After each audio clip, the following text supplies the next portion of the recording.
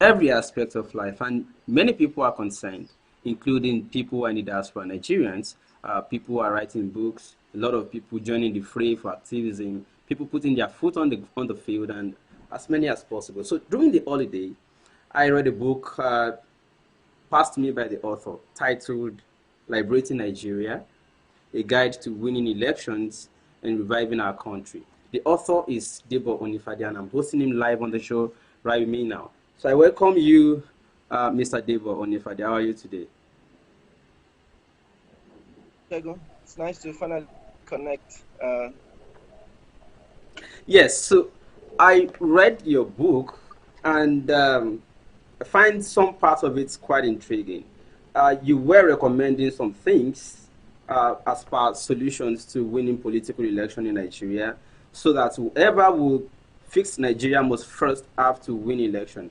And then I'm interested particularly in those you categorize as rookie politicians, because we believe they are the ones who have the prospects to change the game, since we sojourned into democracy in 1999.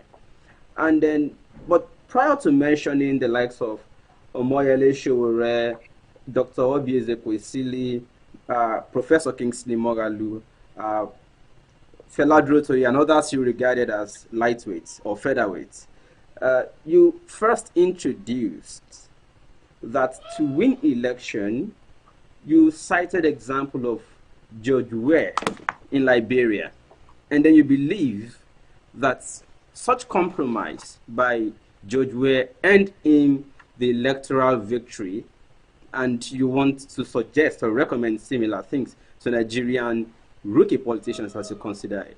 Well, I want to begin by asking what you mean by these compromises. Thank you very much. So, first of all, let me remind you that people like Obieze Kwesili, Mogalu, they worked with bad government in the past. Obi worked with Obasanjo. Obasanjo is, of course, I don't want to start reminding people what Obasanjo did. A lot of human rights abuse, of course, a lot of corruption. Probably the best president so far, but was uh, we had a lot of issues. It was, and then and the same Obeze Kwesili was willing to compromise enough to work with that person. You had Ngozi, they all worked with him. And then when you now talk about encouraging young people to be willing to compromise, she sounds otherwise. She's talking as if it's possible to win elections without compromising. You talk about Mogalu, worked in a very corrupt CBN. And yet, when you now discuss about compromises, they don't want to hear it. The fact is that it's not possible to win elections without compromises all over the world. Nigeria cannot be an exception. This idea that technocrats can suddenly emerge and win, it's just not going to happen. So what I've decided to do is to speak truth to people, to young people, also to these rookie politicians, and let's stop deceiving ourselves. Let's stop coming on TV and say, "Oh, young people, you can come together, you can do it by yourselves. You are enough." As a matter of fact, the percentage of electorates that are good people is probably less than, I don't know, 20%. A lot of electorates are bad people. So it's not about only politicians that are bad. Electorates are also, I don't want to use the word bad. Electorates also have their own issues. So you can't suddenly say good people have to come together. Who will vote for them? Are they going to be angels that will vote for these people? Are they going to be, so compromises include collecting money from bad people. You're not going to say that, oh, during the NSAS protest, a lot of NGOs raised money. Some of them, they raised money from people they don't even know. They raised money from some bad people. But we're very judgmental, especially the young generation and and those rookie guys. We're so judgmental. And the question is, ask the NGO guys, where did they collect money from? Did they check every donor to confirm that they were good people? Their source of income was legit? No. Some of them probably collected money from your opponents.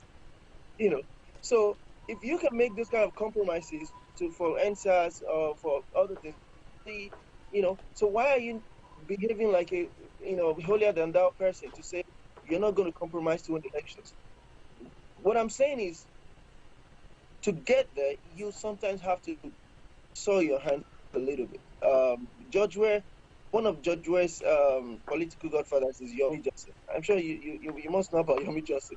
He brutally killed the Samuel Doe. These are very, violent people. But because Yomi Johnson had some influence in some locations, he needed people like Yomi Johnson.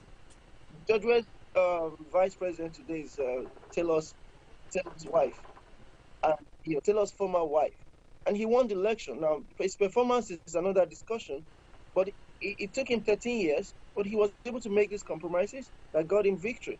So what I'm saying is that people like Fashola may be imperfect, but they had to work with some godfathers.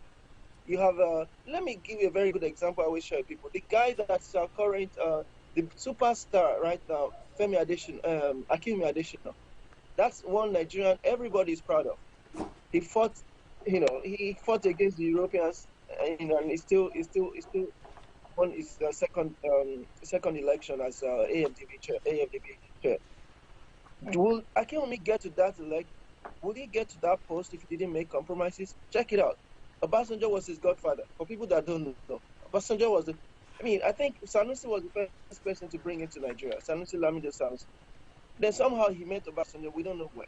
Obasanjo liked the guy so much and recommended him to Jonathan as minister.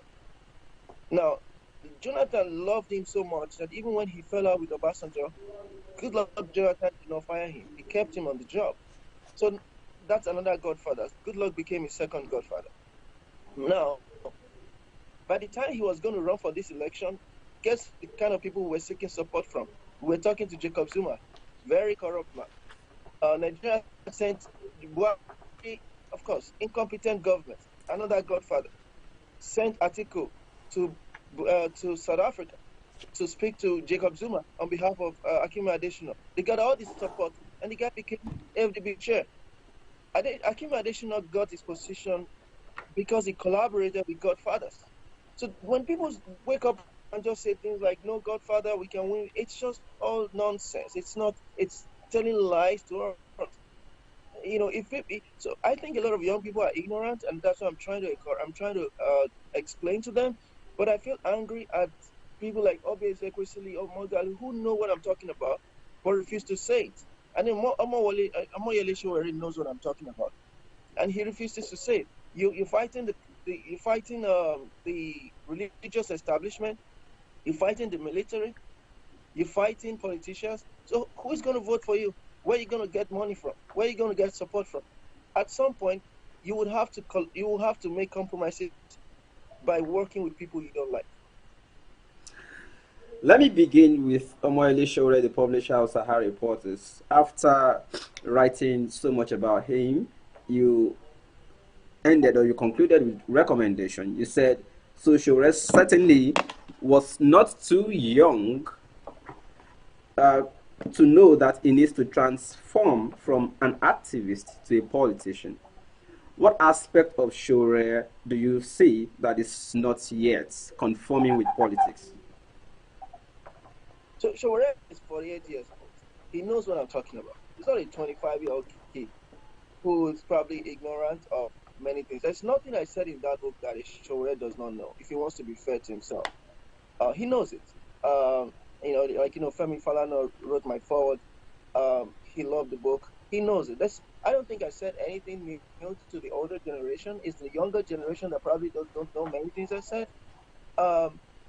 An activist is different from a politician, and it's also different from a technocrat. Okay, if you're an activist, Gani Fawayimi ran for office, but even 17 years ago, he got more than 160,000 votes. And Sowore did not even get 50,000 votes. What does that even tell you? Even Gani was an activist, but he was quite popular across the country, but he didn't go far. Being a politician means being ready to compromise in so many ways, being ready to sit down with people you don't like. I think I understand your compromise, the use of the word compromise here to mean that people these rookie politicians, as you regard them, must have to work or collaborate with these old politicians they are trying to kick out of power. Do you not see that also affecting the output? Because winning election is now different from governance. If you collaborate with these people and reach compromises, and you get your hands soiled because you just have to win election, by the time you win, do you not see the outcome also affecting output in governance? So there are two ways I've suggested. The first way is if you want to join APC or PDP, you can do that. That's an option, probably the faster option. And I'm telling young people, be ready to pretend. And I'm saying it openly. There's nothing wrong with pretending. Oh, I'm your boy. They give you a commissioner's position, take it, do your best, work very hard, 8 to 9 p.m., work so hard, behave like that boy. And then when you get power, you have to put people first. When people tell me things like, oh, they're going to kick you out. I said, no. And Ambode was not kicked out because he put people first. No. It was because of many other things I don't want to talk about. You can put people first and still find a way to accommodate your benefactors. It's called politics. Now, does it mean that a godfather is not going to get something back? Of course, he's going to get something back. It's called politics. That's where you have to learn how to negotiate. The godfather is not going to get all he wants. You have to be able to deny him some things. But you must be willing to give. You can't become governor and say, Godfather, get away. I'm going to take 100% of my decisions. No. You're going to tell the godfather, okay, I'll get you. It could be commissioners. You want to select commissioners. You give contracts. Let's not fool ourselves. Even in America, everywhere, there are benefits. People don't just go into politics, without, government. I don't, in America, In a gets nutshell, contract. because I read while you were describing the character of Omele Shure, you used the word incorruptible, and then do you not see that in conflict with what you are suggesting that it should compromise just to win election? I described me nicely in that regard. I'm happy you're bringing that up because some people think I just described being negative. No, I really recognize that Shore is one of the few incorruptible people around. That's the fact. He's a guy, to the best of my knowledge, it's not, I don't know him personally. He's a guy that has saved money and he has declined money from politicians. That's uncommon. That's correct. But we need money to win elections. And you can look at Bakari. You and I know that it's going to find it very hard to win elections, but he put his hands there, and people cannot say that he did not have integrity. Nobody has said that Bakari sold his hands when he worked with Buhari in 2011. Bakari continues to collaborate with Bola Tinubu, with Buhari, with a lot of bad people, but nobody has said that he sold his hands. So it's difficult, but it's possible. You have to be ready to sit down with those guys. That's an example of what Bakari did in 2011. It didn't work, but that's just an example of what I believe. You have to be ready to sit down with them to negotiate. You don't have to necessarily kill. Like people say, you don't have to do things like violence. No, you can stay out of certain things, but you don't have a meeting at 11 p.m. or 1 a.m. For me, I don't go out at night, for example. But if I want to do politics, that's the first thing I need to learn. You have to be willing. To me, I can't. So if you want to get into politics, you have to be ready for those 12 midnight to 5 a.m. meetings. You want to collect money, for example. You can't be asking where the money from. These are questions you normally would have loved to ask. Let me give that example of even NGOs that raise money for NSAS. You didn't have to ask people what's the source of this money. They were just raising money, and that was a compromise. That was a very huge compromise. You raise money for NSAS, even from backful ourselves. Help probably take up positions in future, but he's going to win. They're not going to win elections. That are just going to come and talk to us, just make us feel good. No, we need to focus on if we want to change Nigeria, we need to focus on winning